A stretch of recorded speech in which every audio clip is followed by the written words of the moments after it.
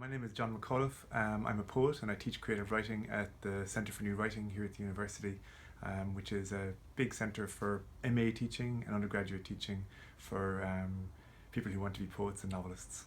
People often say, what is England most famous for? And some people will say that it is its empire, and other people will say it's the language. And the English language, as she is spoken around the world, is full of Shakespeare.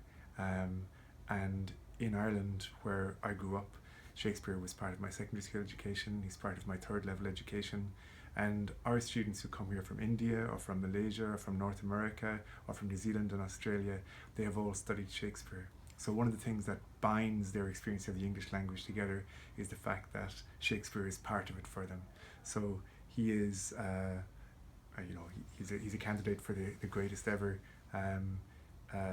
the greatest hero that England has produced in terms of his expansion of the language and the way that he used it so creatively and found ways to utter things which enabled people to think about themselves in new ways for centuries.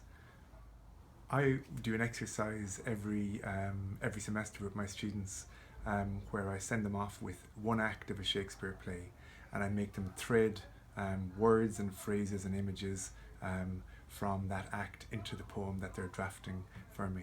And universally, every time they do this, they come back, and it's one of their favourite things that we do all year, because they see Shakespeare taking a word and working it, or taking an image and developing it, and they can just see what it means to be ceaselessly imaginative, to take the language that we use every day, like Play-Doh, and to remake it into new images.